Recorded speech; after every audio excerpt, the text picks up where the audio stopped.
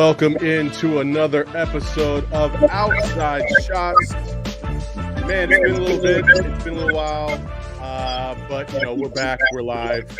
Eddie, you got the echoing going on right there. I don't know if you know that or not, because you took out your headphones and then you switched it up right when we went live. I love that about you. I love you and technology just get along so great. I haven't switched up anything. How are you? So I'm still echoing? No, I think you're good now. No, I think you're hearing things. Okay. No, they're definitely. You can definitely hear echo, right, Eric? Yeah, there's definitely an echo. Oh, okay. All right, well. I don't know. I have no idea what I'm doing here. I feel like I did everything I was supposed to do. Maybe it's on my end. Is it on my end, Eric? I don't know. I mean, I'm not getting anything from you, and I don't feel like I'm echoing. Okay. Well, it feels like every single time I talk, I can hear it. So, but it doesn't matter. If the audience can't hear it, then I think we're okay. You just said something. I think they can hear it. Okay. Well, awesome. So you want me to turn the air conditioner off? Maybe it's me. Maybe I'm the problem. Yeah, because This wasn't happening before we went live. Yeah, this is crazy. So, hey, how about EJ? You hang tight. I'm gonna jump out. I'm gonna jump back in, and hopefully this will just fix itself. Okay. Well, talk to the people, Eddie. Hello, people. Saul blaming everything on me all the time. I don't understand that. Do I still feel echoey with Saul gone? No. Oh, wait. Now I hear myself. It might be you, Eddie. Well, I'm going to jump out and turn the air off. Okay. People, look at my Swiss granite behind me. Oh boy. Well, I guess Looks I'm like so an EJ problem, Saul. He was echoing even when you weren't there. Oh, well, that's dope. Okay. Well, hey, welcome to another Outside Shots. I'm sorry this is just an absolute cluster F, you know what I'm saying. But we're here and we do appreciate you all. It's great to see everybody in the chat. We got Amelia, Psycho Blues back. Hello, Leo, Brendan from Phoenix. Listen, I appreciate you guys joining us this morning.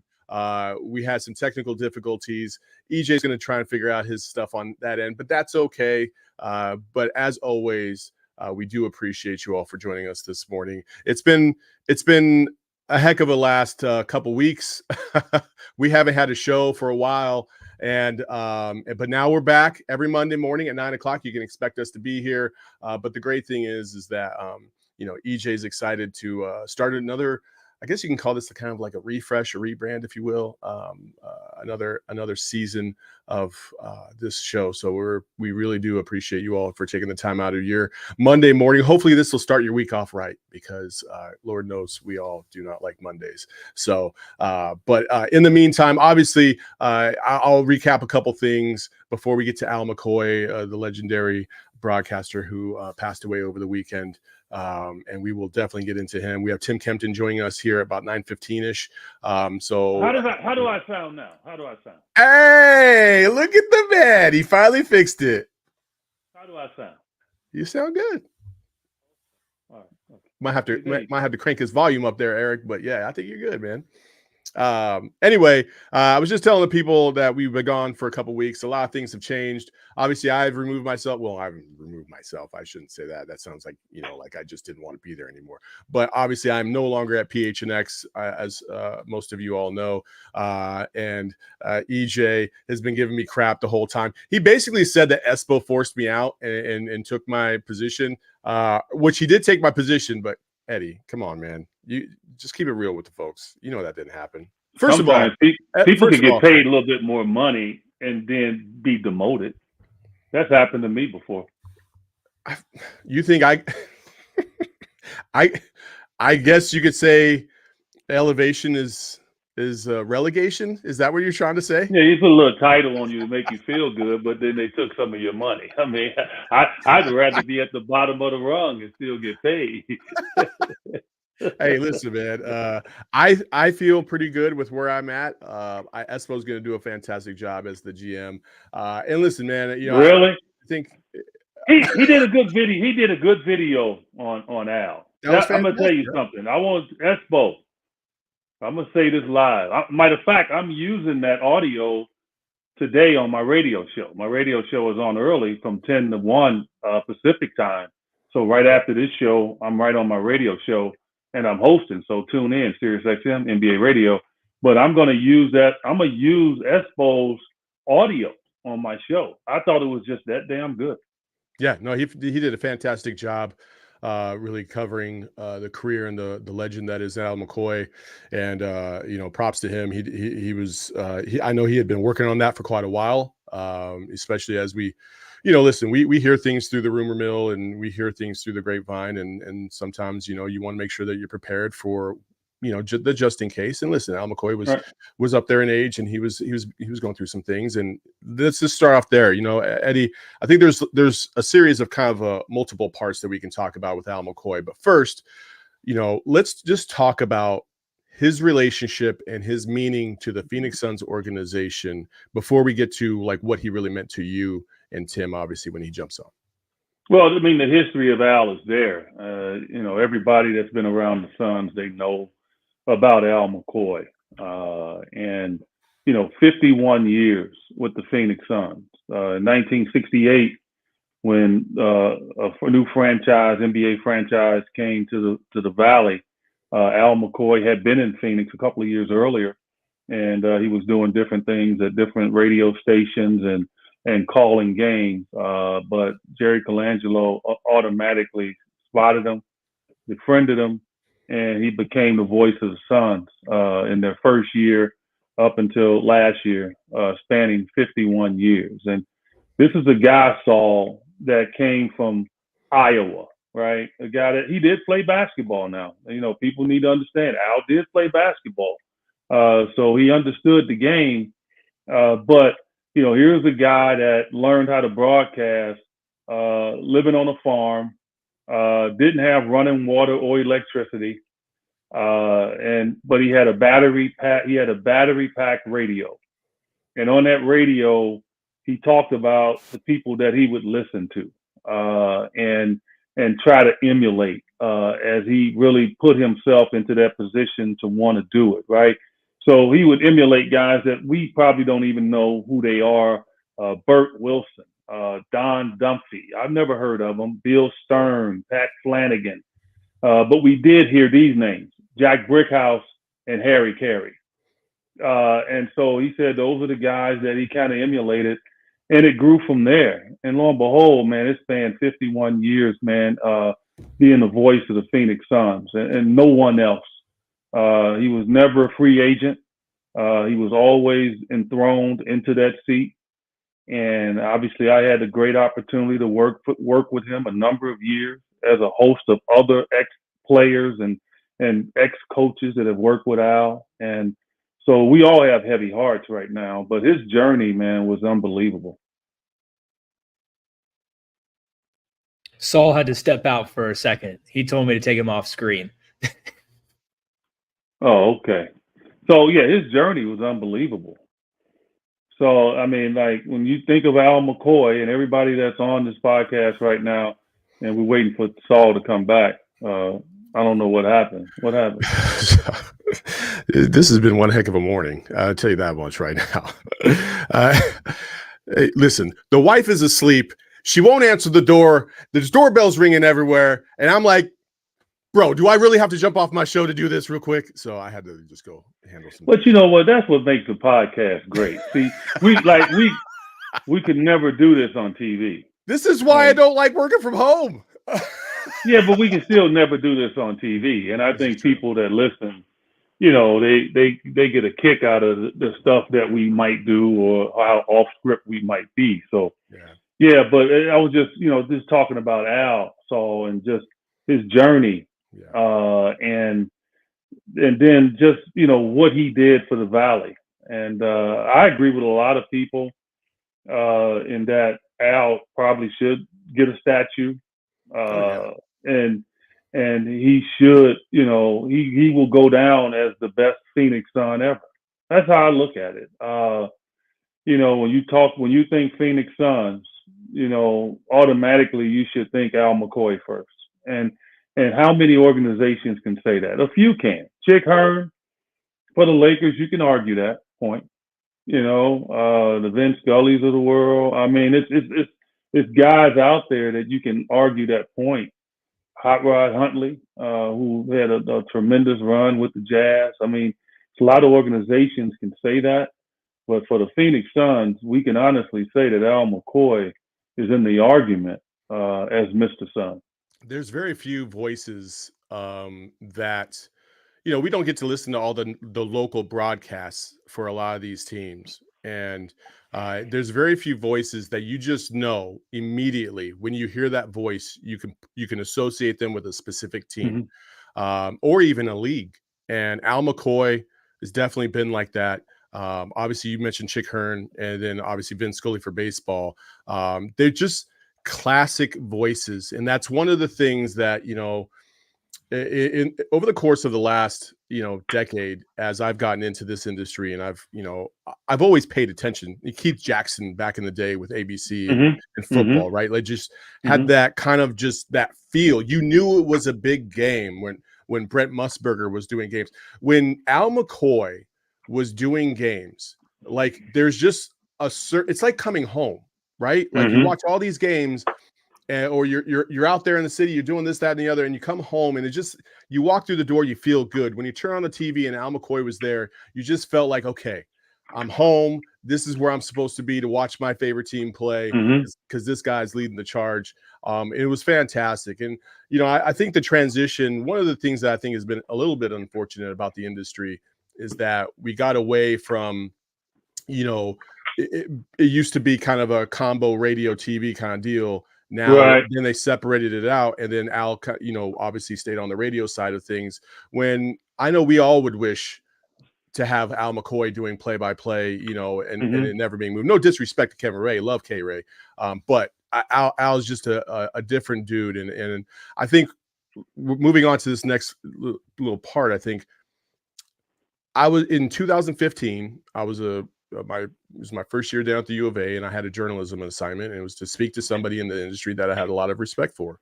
And so I called the Suns and I tried to get a hold of Al McCoy, and somehow, some way it got to Al's phone and he gave me a call, and he sat there for 45 minutes while I recorded an interview with him, just talking about the Suns and talking about the industry. And it was for him to do something like that, for just some random guy. I wasn't a kid. I was 35. Trying to find their way and trying to figure out if this is something that he wanted to get into. I just thought that was just so cool. That was just so cool. And he's always been like that. He's always been a personable guy. One of the nicest guys you'll ever meet. Eddie, when you talk about your relationship with Al McCoy, I know you say that he is your mentor and he taught you a lot of things. What was your relationship like? And how grateful are you? Well, our relationship was excellent.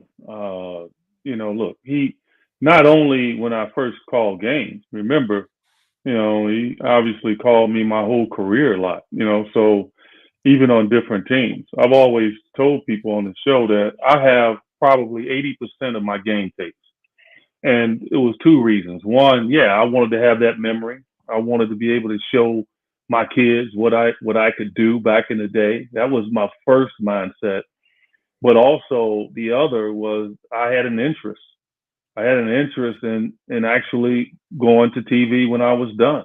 And so when I decided that I would go into TV instead of going to coaching, I had all those tapes. And what did I do? When I retired at the end of my career, really, as my end of my career started to come to that thought, I would watch tapes, and I wouldn't watch them just to watch the game. I would watch them to listen to the audio. And I gravitated to a number of different announcers. Al being one of them, obviously. Doug Collins was one. Hubie Brown was one. And I just wanted to hear their tone. I wanted to hear how they did things and all of that. And Al, when I finally got the opportunity to work with him, he embraced me. And you got to think about it. I was just out of the league. Yes, I had done some internships and all of that, but it was a lot of people going for that job. Yeah. And I got that job. And I know Al had a lot to do with that, because he ultimately was going to decide who he wanted to work with. And so I felt good about that. It's just right there. And then two, just, how he groomed me. He groomed me like a coach would. He really did, man. Man, I showed up, that big board that they all have. They sit over there, they got this big board, right? And they got everybody's names, they got the stats, and they got all that, right? And so, I show up with my big board. So we at the table, my big board is like overlapping his board in the way. And finally, he just looked at me and he took the board and he ripped it. He literally tore it in half. Al McCoy did? Yeah. He said, "You don't need this. You don't need this." And right there, I got it. I immediately got it. He's like, "Eddie, I want you to describe what just happened, what might happen before, have your stories, and that's it. Leave the numbers to me." And we had a simulcast, so it wasn't like I had a lot of time to talk. And so I evolved from that. Like that was the best thing he could have done for me. Was I startled when he tore it? Yeah, because I did a lot of damn work preparing it. But I got it. Yeah. And that's why I call him my mentor, man, because he taught me the etiquette of respecting the play-by-play guy. And he taught me with an iron fist. He would point at me when it was okay for me to talk. Initially, I didn't like it, but I got it. Because what is he going to do? Eddie, you can talk right now? That's worse. Yeah. That's worse, right? If he on air, if he says, "Eddie," and then like everybody catch on like, "Oh, Eddie can't talk unless he says Eddie." Right? So no one saw the finger point, and it was low. It was just like, okay. Because I only had a few seconds to say something. It was that relationship. Even prior, though, as a player, when I was playing on the Suns, he was always intuitive about my family. He got to know my family. He always treated me nice, always. So, yeah, we became very close. Obviously, Cotton Fitzsimmons was like a second dad to me, and he and Al were very close. So it was just a family, man, and that's what it was. It's just a family, and I got a chance to talk to him two and a half weeks ago, and I knew he was sick. I knew he was having issues. To what level, I did not know. But just talking to him, he never once brought up how bad he felt. He was wondering how I was doing. And that's impactful, man. And when my wife and I got off the phone talking to him, like we felt energized and somewhat guilty because we wanted to console him. But in all of it, he didn't want that. He wanted to still let everybody know that he was fine, that he was going to beat this, that he was going to, overcome it and not pity him. And so my last words to him was that, look, I love you, man. That's it. I mean, like, and he said it, and he says, we'll talk. And then that was the last time I talked to him. And so, yeah, it's disheartening, man. But I will tell you, as he told me, said, "Eddie, I lived a long life, man. I lived till I was 91 years old, and I have nothing to feel down about or anything." But also, you can tell that in the back of his mind, he was fighting this thing, man. Yeah. And I just want everybody to know. I know it wasn't much news. I know I said something a couple of weeks ago, and I probably shouldn't have, but the emotion got the best of me because he did not want people to know. But I did, and I apologize to the family. I did, but I didn't feel overly bad about it. because I do think prayer is good. I do. I think, I wanted people to know, and I wanted people to give that energy to them. But everybody has a choice in how they want to handle things they go through. And so that's why I deleted it and I took a step back from it. But, it's, I just want people to know, man, that dude fought, man. I'm telling you, man, he fought. I'm telling you, it's amazing. But he left a fingerprint for a lot of people that he talked to, and he talked to a lot of people. And he talked to Charles, he talked to Devin. It's a lot of people that embraced him over the last couple of months, and it's great to see. Yeah, a lot of the greats put out statements, just paying their respects to Al, and obviously it's definitely not overlooked that he had such an impact across the board with so many individuals, and that's not like that at every. Listen, not every team operates the same way. Not every team, has that kind of relationship with the play-by-play, guys like Al did with a lot of the players today and former. And it's such a unique thing that Al McCoy developed such great relationships with not only you, but obviously the legends in Suns history, amongst a ton of others like Tim Kempton and Casey Jacobson and all these other individuals who've gotten themselves also into broadcasting through different ways. But it originated because they met somebody like Al McCoy and he shared his wisdom with them. And that really went a long way for a lot of people. And, again, I think when you go back and you look at the history of Al McCoy and what he really meant to this franchise, yes, I 1,000,000% agree. He should have a statue. He should be the first statue. Let's be honest. He should be the first statue in Suns history. If they're going to do a statue at all for anybody, he should definitely be the first. Number two, I definitely think that they should find a way to cement the legacy of Al McCoy by calling every single arena that the Suns have from this point forward the Purple Palace. And maybe it's the Purple Palace presented by Footprint or whatever. I don't care. But they should rename it to the Purple Palace. That's just iconic, right? And there's so many other ways that, I've heard a lot of different things about 51 years. And I think Doug Franz on Channel 12 had said that, maybe the 51st game of every season should be a home game for the Suns no matter what. And it's like an iconic game for that franchise. I don't know, but I'm sure the Suns – listen, one thing that I do know about Matt Ishbia in that organization is that they respect the history of the game. They respect the legends of the game. And Al McCoy is certainly that. So I'm sure they're going to do him right, and they're going to find a way for the fans to have the opportunity to share their love and affection for Al, who maybe never had a chance to meet him. So yeah, you're right. That's the best way to do it. Well, I think a lot of things are going to happen this year without us even pushing people to do it. They're probably already in the works. But what I would like to hear from an audio perspective is just, coming up this year, because every PR guy has his own deal. And so you don't want to step over that person. And I understand that part. But for this coming up year, I think every time a Suns player makes a three, all right, I think we should hit Shazam. I think we should.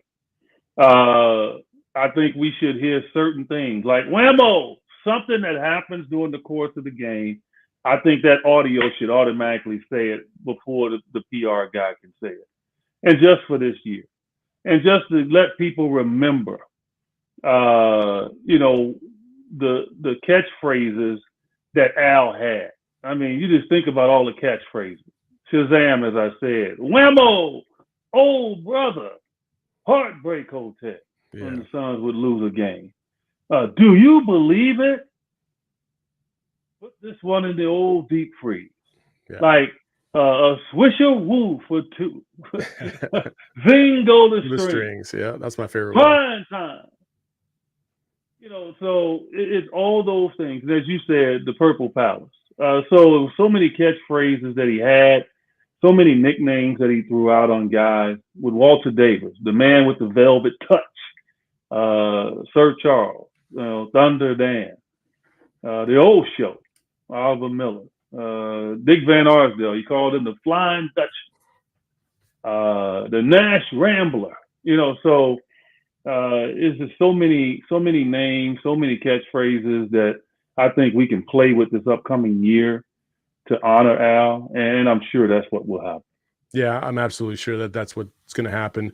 We'll see. Before we get to the next point, I do want to tell you folks about the good people at Circle K. Circle K, if you have, Eddie, when's the last time you've gone to a Circle? Man, do you even go out and get gas? You don't even get gas anymore, do you? Because gas for what? Your little electric vehicle. Unless I'm driving the missus' car, maybe I'll go get the gas. But when's the last time you went to Circle K? If I need to get something out of a store real quick, I'll stop. But I'll just park my car right in front of the door. Okay, all right. Well, you can join the. Stick my thumb my nose at them like I don't need your gas. I'm just gonna come in and get some. They're a sponsor of ours. Don't do that. No, I thumb my nose at the gas, not at Circle K. I'm at Circle K.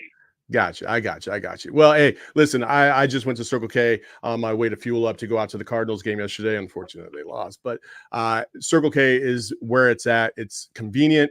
The prices are cheap. You can get yourself even cheaper gas by going and downloading the Inner Circle app today. Join the Inner Circle free membership program. It's easy to download. Just enter your email and your phone number, and boom, you are in. And you can save up to 25 cents your first 5 fill-ups per gallon. And then after that, you'll save 3 to 5 cents depending on how many times you filled up using the Inner Circle app. It's fantastic. You can't go wrong with Circle K. Join the Inner Circle for free by downloading the Circle K app today. Terms and conditions apply at participating locations. Visit circlek.com for details. And folks, I know I'm not wearing a Branded Bills hat right now because I don't have a Branded Bills Suns hat. Just saying. But Branded Bills is one of our newest partners, and they are amazing. They're some of the best hats you can find. I have five U of A Branded Bills hats. That's how much I love them. They've listen, it's like so this is kind of like a wool or kind of a cotton kind of hat. Theirs is like it's like a different synthetic kind of material, but it breathes so nice. It's lightweight. Yesterday I was wearing one and it was hot, but I didn't feel like my head was holding in the heat, right? Like this hat is kind of like that. So Branded Bills, fantastic. They got ASU hats out there too. And I know they do have Suns hats as well. So get your hands on it. And word on the street is we're going to have some custom PHNX hats. Just saying. So you can find that all at Branded Bills. And you can save yourself up to 20% off your first order by using promo code PHNX. Head to brandedbills.com and use promo code PHNX for 20% off your first order. Get it today. All right. EJ, obviously we're going to keep this a little brief, but I know you got a story about Al McCoy that you would love to share. I will start off by giving a story of my own. And when I was at Fox Sports Arizona, and then they changed into Bally Sports Arizona, and the Suns made the finals. And you guys could probably see this on my Twitter page. I had an opportunity to talk to Al, and I know EJ, he was your mentor. But before we even get to that point, I want to let you know. We want to invite Tim Kempton in to the fray. Tim coming on the screen eventually. I think Eric Ruby's going to put him up. There he is. Hey, guys. There's Tim. You guys got me? What's up, Timmy? We got What's up, EJ? You got it. Tim, obviously EJ and I have been talking about Al, and obviously EJ got to work with Al quite a bit, just like yourself, and you've been working with him for quite a while. Just your overall thoughts and impressions of Al and what he meant to you. First of all, I apologize to the viewers out there. I'm not a podcast guy, so I don't have my pro background up yet. I've got to get a little room. That looks pretty nice, though. Hey, you did pretty good for yourself, yeah. Yeah, just like everybody. Obviously, Al was sick for a while, thought he had beat it, then it came back hard. Luckily, I consider myself one of the lucky ones to see him over these last few days. Got to go see him, hold him, talk to him. A lot of people, Eddie will tell you, and as I'm tearing up here now, I'm a big softie, so I apologize to the viewers out there. No, that's quite all right, man. Yeah, 21 years I got to work with them. Not many people get to work with a Hall of Famer their career, and I did for 21 years. It was pretty impressive. It's funny listening to Eddie's stories a little bit. Eddie, I damn well know you were happy when he tore that sheet up and you didn't have to do a board every game after that. But the funny thing is, one huge thing that Eddie and I have in common is the finger, because I got it too. My first game was the Portland Trailblazers. It was the last preseason game, and I know they went around to all these other guys, whether it be Eddie, Dan, Tom Chambers, all these other guys, and said, "Hey, do you want to do it?" And everybody turned them down. So to all those guys, thank you. And kind of like that old, go ask Mikey. Mikey liked it. They got to me. I had done a little bit of broadcasting for ASU men's basketball in the Phoenix and the Mercury when they came to be, but I really had no experience. But in the same way Eddie talked about it, and Eddie was one of the guys, because it happened to him and he knew it would happen to me, was Eddie come over after a game, after he saw me with a little chuck. He goes, "Hey, did you get the finger tonight?" And it was. It was very subtle. I'll put my hand up here in the picture, but he'd have it off to the side, and he'd put it in your peripheral vision, and he'd be saying something, and you could see his fingers start coming out, and he'd boom, and he'd give it to you. So for me, that was very comforting, especially when I started, because it did. The same way Eddie talked, Eddie did the simulcast, and with the simulcast, you're going off the radio, and you have to give the call back to Al by half court. So if it's a fast break, you may not have said something. If it was a free throw and they're walking it up, you had a little, another second or two. But getting the finger gave me that opportunity. Okay, get that thought in mind, shorten it up, and get it out there. So it was unbelievable working with Al, and like Eddie said, the stories and the people that he had. He was a mentor to me, someone that I really looked up to. Obviously, I got in the game because of it.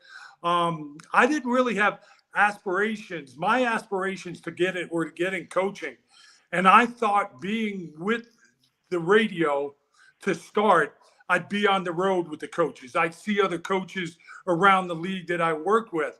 But as I got into it, I had talked to people, never had any real offers, but then I started to raise a family in Phoenix. It was like, well, if you don't say something stupid, you could do this for a pretty long time, and you could raise a family here, and you don't have to move every other season because your head coach got fired, or this happened, or that happened. So I got into it and really enjoyed it. Eddie, as you know, the simulcast, Al enjoyed TV, but he was made for radio. He was made for radio. Eddie, as you said, his catchphrases, the way he was able to describe the game to people.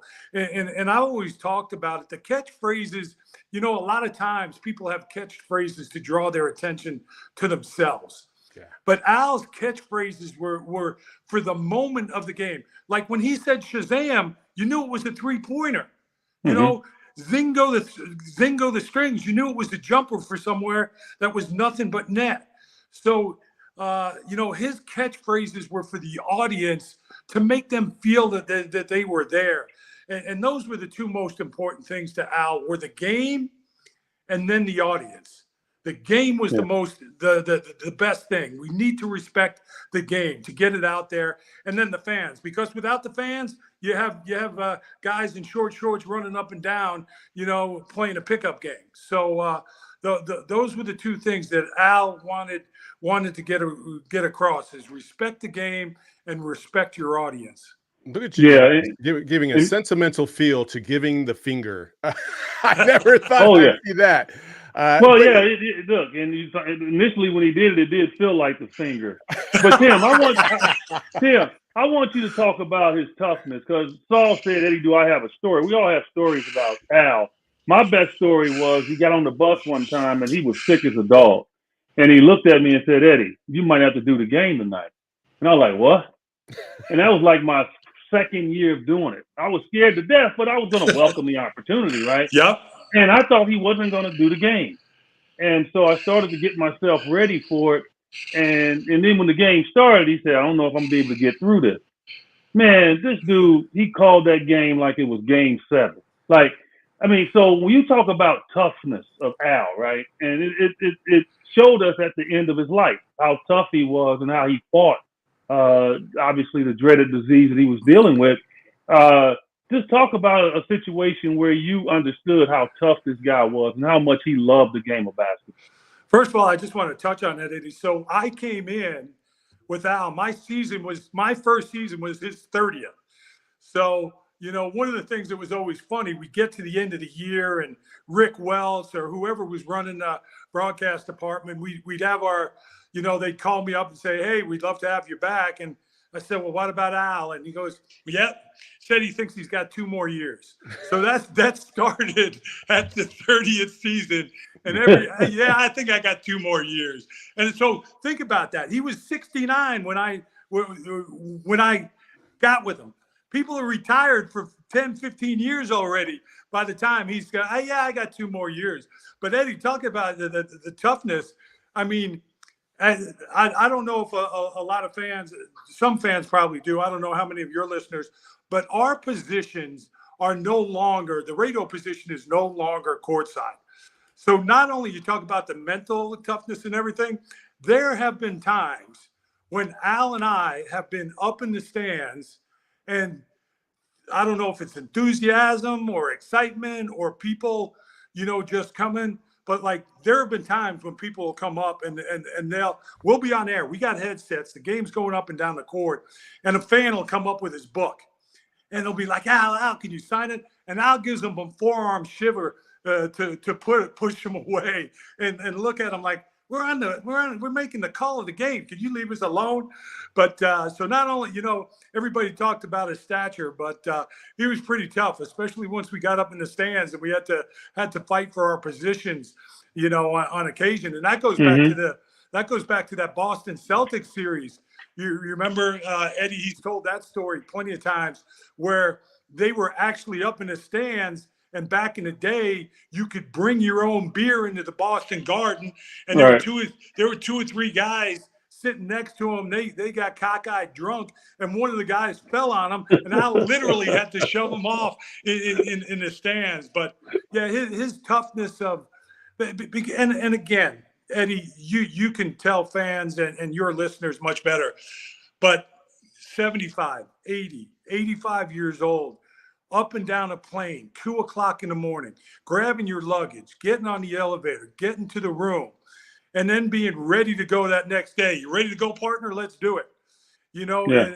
I mean, Eddie, because you know, we feel tired. It would get to us a 4 or 5 game road trip where you're in and out of cities in 10 hours. It's just crazy. So yeah, not only his ability to call the game, but just his ability to be ready. He was a lot of people, you know, I heard in the tributes, you know, he looked the same as he, you know, the first day that he called it, the last day that he called it, you know, he took care of himself. He was very proud of the fact of he could physically do it as well as be there for the games.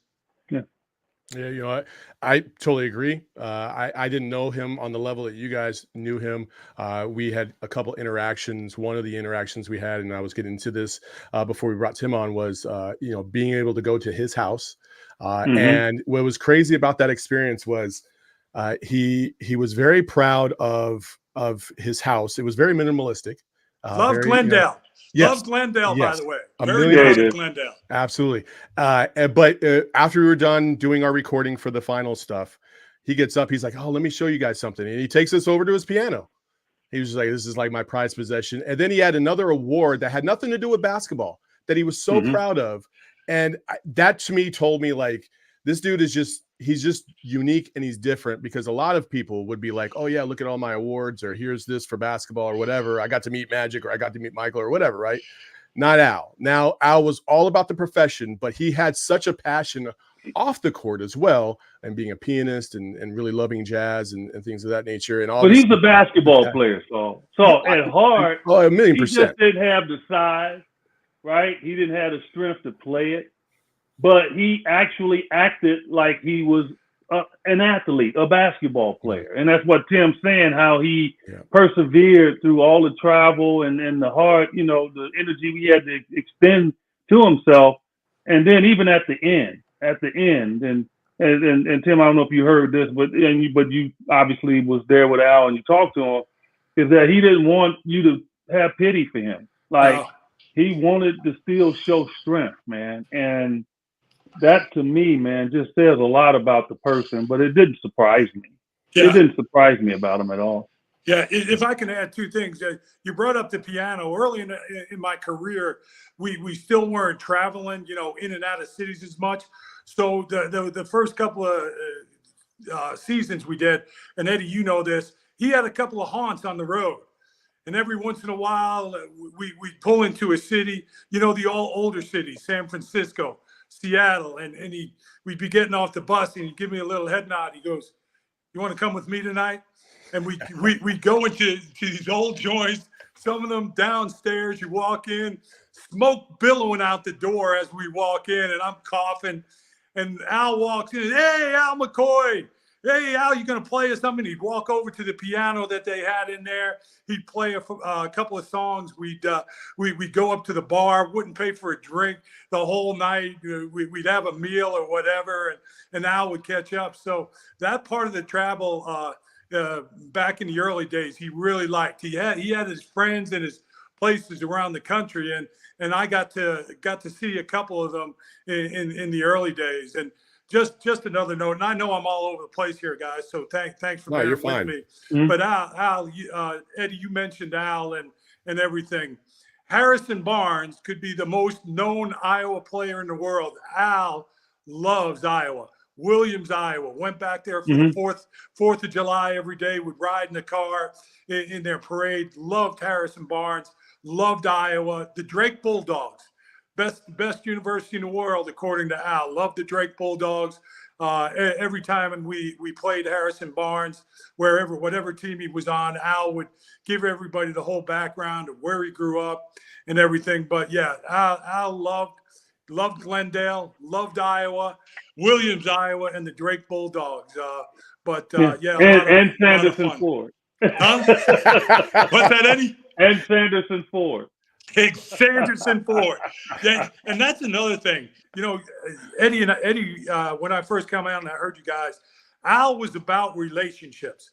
He wasn't it was about How long has he been with Sanderson Ford? Forever. Right. We lost Tim. Oh, we lost Tim.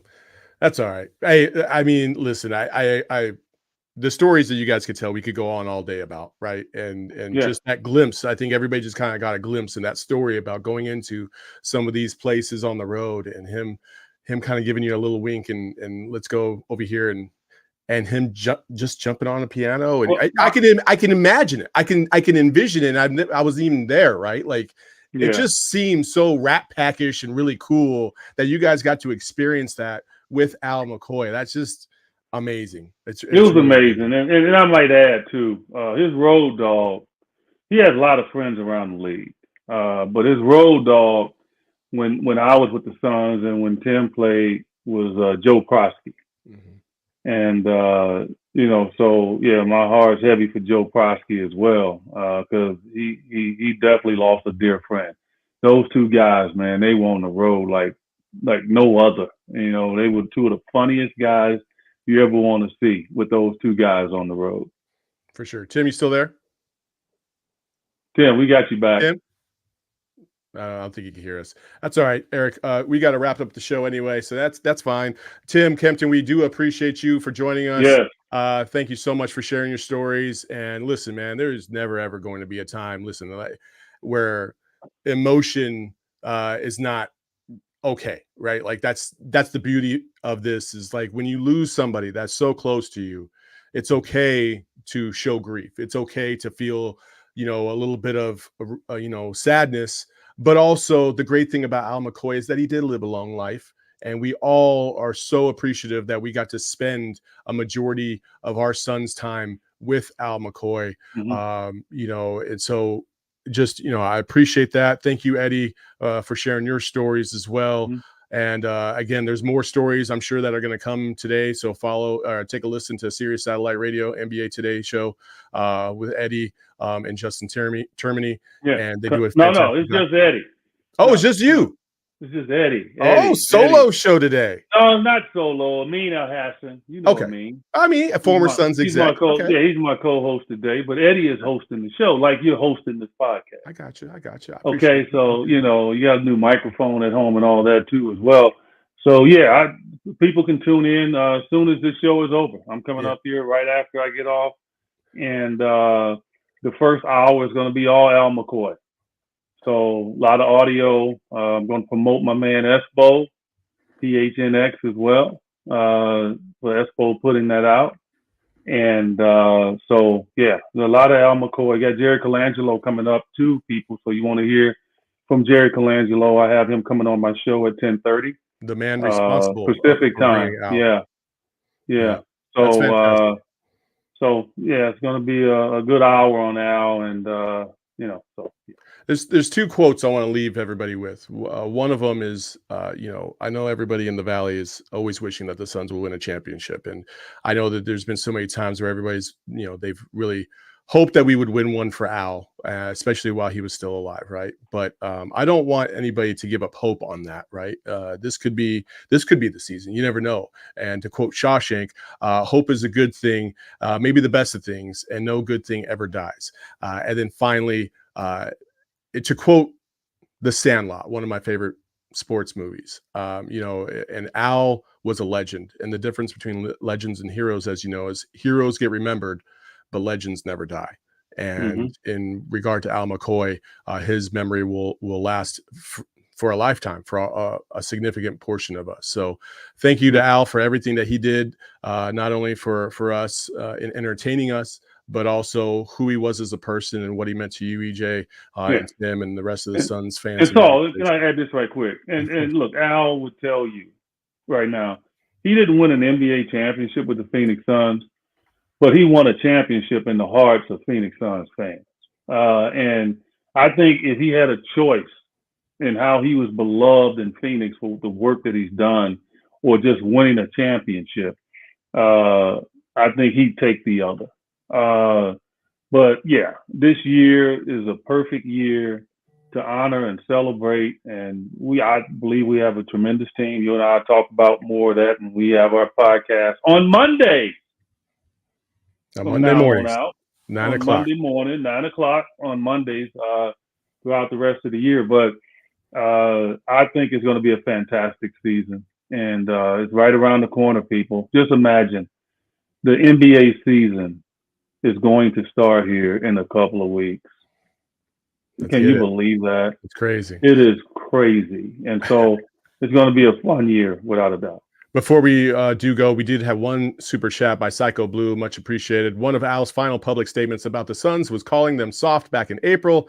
That's something Book and the others are going to have to carry entering the season, and I think the fans are going to remember that too. Maybe, but I also know that this Suns team feels pretty jaded about the way things ended last year, and you know, it feels like they're on a mission to correct some of those flaws. So hopefully this is just something that is added to the pot in terms of motivation, but ultimately at the end of the day, it really does depend on these guys and their performances. And I know they'll be thinking of Al, and I'm sure there's going to be some remembrance of Al during the season as well. So for Eddie Johnson, JumpShot8, follow him at JumpShot8 on Twitter. You can follow me at Saul_Bookman. You can follow the show at PHNX. We do appreciate all the time you spent with us today. We love y'all. Rest in peace, Al McCoy.